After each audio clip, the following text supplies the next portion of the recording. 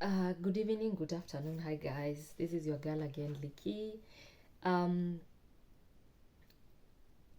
Today I want us to discuss about now after you have received the confirmation acceptance of studies, what is the next step that you need to do.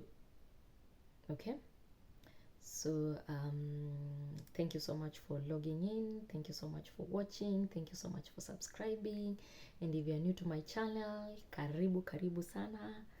Asante sana for stopping over to watch this video. So after you've received the confirmation acceptance of studies, the next step that you need to do is application for visa. Okay, so for visa application, you must have the statement, and this is the statement that you handed into the school. Remember that 3.6 million, that statement that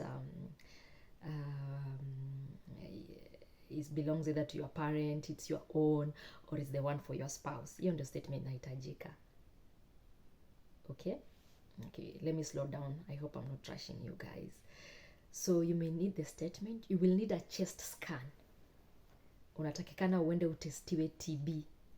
So utaingia online, you will do a TB test for UK. So utabook online, then you'll book IOM in Kigiri. So utaenda huko, alafu utafanyiwa chest scan. You cannot do a chest scan anywhere else apart from IOM Kigiri, and they'll charge you 15,000 to 16,000. I think that is the amount that they charge right now.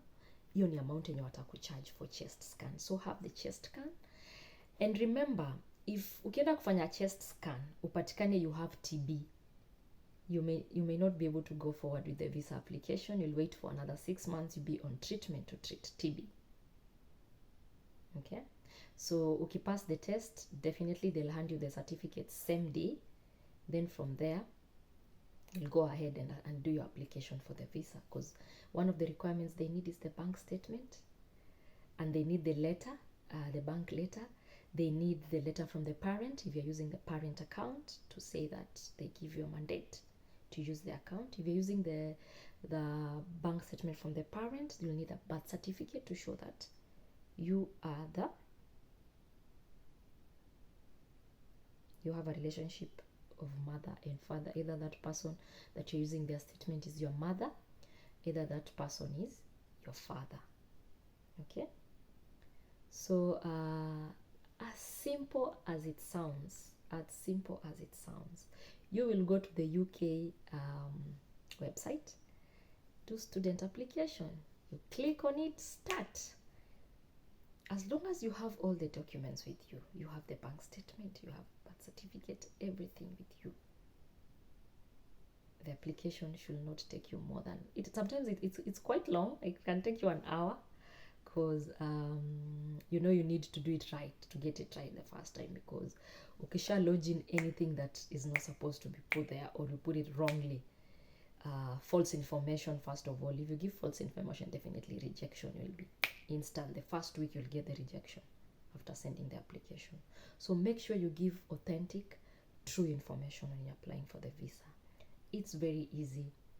As we go ahead and forward, in my next videos I'll be able to scan through the application, like to show you videos on the application. But on today, we're just giving it an overview of how you're supposed to apply for the visa.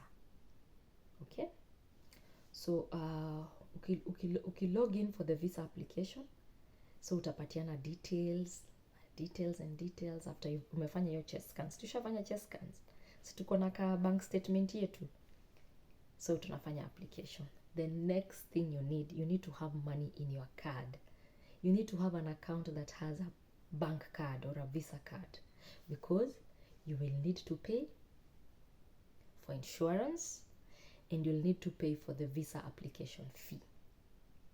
Okay, so the first step ya kwanza inakuanga to pay for the insurance. During our time, I think insurance was between 108,000 to 110,000, depending on the dollar rate, because you pay it through dollar, you pay it in USD because USD is more universal currency, you know. Then I think saizi nasikia imefika 140, so unalipanga insurance ya 1 year, so unalipa in medical, that is a medical, it is an NHS insurance. Okay, so ukishalipa insurance, that is when it takes you to another page. So utaput on your details. After putting on your details, you need to pay for the visa. It is averagely 56 to 60,000 Kenya shillings. Okay, so ukisha apply for the visa, that is when it will request you to either attach the documents, or you pay for the service for them to attach for you the day that you'll go for the biometrics. And where are the visa biometrics done for UK? It is done in a place called TLS in Westlands, a building called Emirates. There's like a Emirates building hapo West. Iko opposite this there's this big building again, yenye ukitembeanga ndani unapotea. Oh Lord, jog my mind. Kwanza iko behind Naivas. Ukishuka tu Westlands pale Naivas, uteremke chini hivi, tuna building written Emirates. So hiyo building ndio unaingia huko ndani, ndio unaenda kufanya biometrics. But remember, you have to book for the biometrics also, and you book them online on the TLS website. But inakupeleka kwa hiyo website time ushamaliza kulipa, umelipa insurance. Ukishalipa insurance, then you fill some details here and there, and then it takes you to that page for TLS. That is when you are able to book an appointment for that particular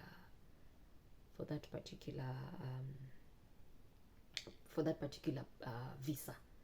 So remember, you may need to have money for the insurance. So kwa kadi weka kama 200. Hiyo kadi yako make sure iko na 200. Just I think it may increase. Me niliweka 100 and it was 170, I think. Na nililipa kwanza insurance. Niambia alikuwa na struggle kidogo na do. So nililipa insurance kwanza, then nikatafuta pesa ya visa. Juu inakurudisha tu where you've left the application, you'll say you want to come back to it. So inakuachia hapo. Then ukikuja later umejaza do kwa kadi, ndio unakuja unalipa insurance. Unalipa visa. Then mimi nami na uoga yangu, it was the first time, and you know I was doing it on my own. Nikajiambia hapana, mimi naweza attach hizi documents, nikuwe nimezi attach vibaya. So I said, because I may have attached the document wrongly, let me pay for 3,000. I think it was 3,000. Is it 799 or 977?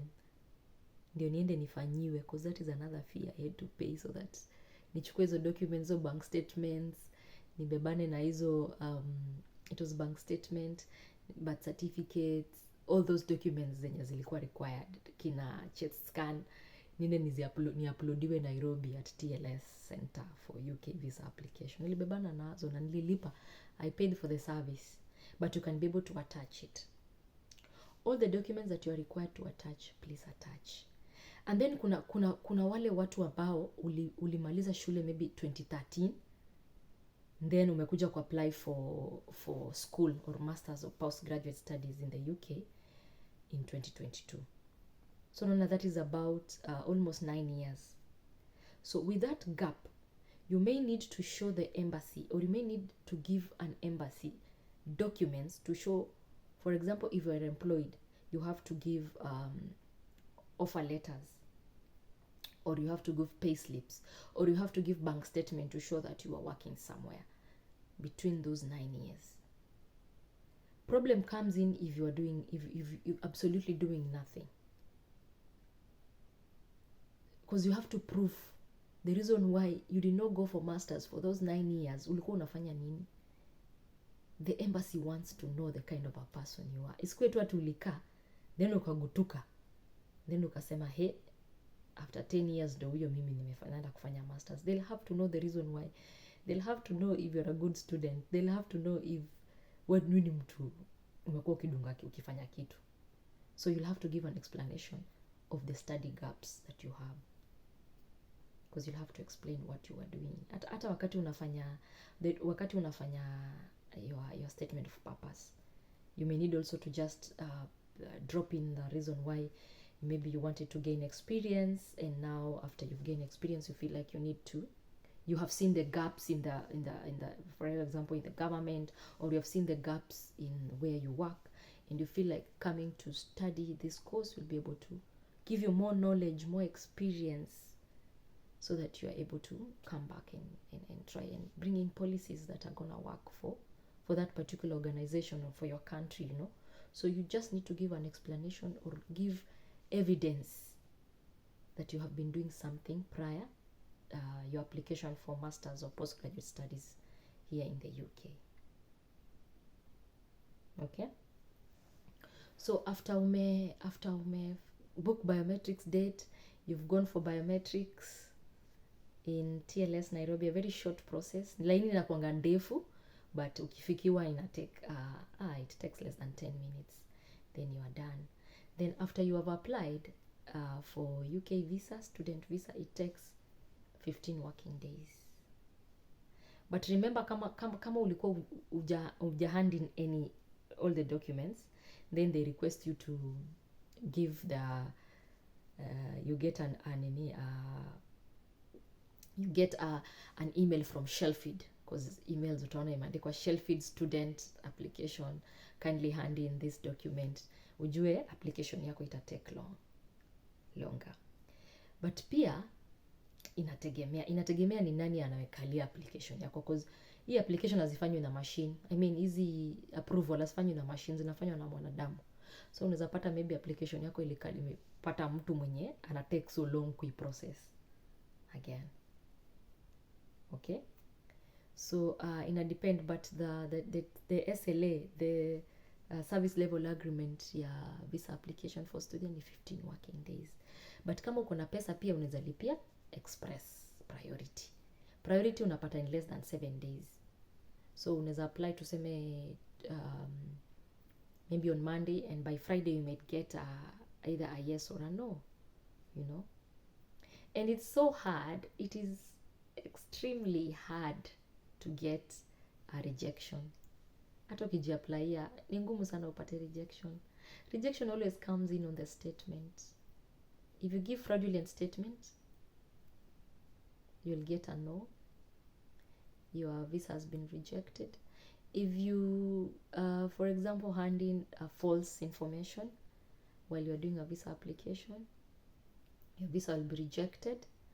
If for example the statement that you've given, the money is not enough to be able to cater for your accommodation, for your food expenses, and for your school fees here in the UK, your visa will be rejected. So just make sure any requirements that you are required to apply on the website for visa application, make sure you submit, and make sure just you follow instructions and give exactly what they're asking. Like, it's straightforward. This is what you want, this is the student has provided, we approve this, you know. Statement, kindly check. Fraudulent statements, they are not accepted. Statement that have less amount will get a rejection. So after you have your visa has been approved, yay, the good part about it, I think mine took aki sijui yangu ilipotelea wapi. Mine took, it was how many days? Me, I know friends watu walingoja 60 days. Hata saki, I don't want to mention names. Kuna watu let me laugh about it, because at some point I used to laugh, but I remember I used to encourage one of my friends. Okay, it'll take forever. Hey, hata ni two friends, mwingine it'll take 30 days, mwingine ni kama it'll take 60. But thank God we all made it here, we all made it to the UK, and we all came this year. So excited that we walked through the journey, all of us, and we are here in the UK today. But it was so interesting how we kept on waiting for the visa, and it wasn't coming. Like every single day would have, but they waiting for the visa application, it might be easy, but siku ya kungojea, because you know you are waiting for either a yes or a no, and you're not sure, like sometimes you doubt even your own application, hata kama umepeana the correct information, but you're like manze, hiki tu najua naweza pata no or yes. Na mimi kwanza nilikuwa nisha process mind yangu, my mind was already in the UK nikiwa bado Kenya. I'm telling you, mind yangu ilikuwa ishafika UK kitambo. Nilikuwa nishajiona kwa streets, nilikuwa nishajiona ndio huyo mimi kwa class, yani nilikuwa nimepicture vitu mingi, but thank God. Who is God? Was it not for God, the devil would have finished us, because everything that God starts, like, and I make sure it comes into completion, and that is how amazing God is. Okay, so nilikuwa nimefika hiyo part ya email itatumwa. Unajua kama sasa visa yako imekuwa approved, utatumiwa email uambiwe your visa is ready for collection. Na ukienda kupick hiyo visa inakuwa kaka nylon kingine hivi ka gray. So hapo ndio unafungua, unaangalia kama iko na sticker. Hiyo sticker inaitwa bijete. So hiyo sticker ndio itakuwa imepatia condition, you are a student, you're not supposed to work more than 20 hours, you're not supposed to access public funds. Yes. So ukishapata visa, hulala, the next thing, ingia online, angalia mandege yenye inakuja huku, because on the visa also they'll have indicated how long the visa is. If it's 1 year, for example, kama yangu in expire in 2024, and then watakwambia like the time you're supposed to arrive in the UK. Kitambo ilikunga 3 months prior your studies, but saizi ni 1 month too. So kama studies zako zinaanza January 8th, utaambiwa, okay, tuseme January 20th, utaambiwa utravel UK from 20th December. So ni 1 month prior your start of your studies. So ukishapata visa, there you go, hulala. Yeah, that is all. It is quite easy. It looks complicated, but the moment you get into your computer or your laptop and sit there and take your time, digest everything slowly by slowly, it is one of the easiest application to do. Like, everything is self-explanatory, from applying to the school to applying for the visa. As long as you have all the requirements at hand, it's very easy, it is doable. I encourage, if you're able to do it on your own, best experience. If you have any question about this video, kindly ask on the comments. Please share the video, subscribe. More interesting videos. Sasa tunafanya the mathematics and the mechanical part of the videos, because we have to start from the beginning. Then tutaenda life in the UK, arrival, all those confusion, how things are here, how lectures are. Hizo vitu zote tutafanya, but for now, let's deal on the mechanical part of it, like the scientific part of it, that is the application, until you get the visa. So we had started from choosing school, choosing the university, choosing the course, doing the application. You've gotten the offer, meeting the conditions of the offer. Sasa tumefika kwa visa application. Usha apply visa, usha get visa. Okay, so on the next video, we are going to do the amount of money that you require from day one, when umeanza kufikiria shule mpaka wakati unapanda ndege to come to the UK. How much money do you require to have at hand? The initial, apart from the total fee, the initial amount of money that you're supposed to have to start the process. So when we are done with the amount of money we need to have, tutafanya dependent visa. Okay, then after dependent visa, I'm going to do the dependent visa, I think on, I'll drop the video, today is on, when is today? Today is on Monday. So I'll drop the video on Thursday, because I think Thursday I have a gap. Niko na gap kidogo, at least for like 6 hours. So I'll do that video on dependent visa on that day. And I may do the amount of money on tomorrow, that is on Tuesday, the amount of money that you require. Tutafanya hesabu tu ya mdomo, but as time goes by we'll be able to do the graphics, like the calculations on it. Yes, that's all about today, guys. Thank you so much for following me. Thank you so much for the subscribing on my channel. Sorry. Thank you so much for liking. I will love to answer the questions that you may have on the comments. Let's have a conversation. Let's keep this going. It is doable. You can do it. You know, you have all the powers in your hand. If you're looking forward to come to study in the UK for a postgraduate study, karibu sana. And I will always encourage the couples wakati tutaenda kufanya dependent visa. If you're a couple, you guys are married and you want to come to the UK, allow one person to become the student, okay, and then the other one to become the dependent. Tutakuja kufanya hiyo video on dependent visa. Please follow and follow and follow and follow. On Thursday we are dropping the dependent visa, which is almost now the easiest one to do. You know, hiyo sasa ndio the easiest. Juu kama student ashakuja ama student ashapata visa yake, mnaweza lodge pamoja, mnaweza lodge after the student ameshafika. Yes, either. So thank you so much. Thank you for watching. See you on the next video. Bye bye. Bye. Ciao.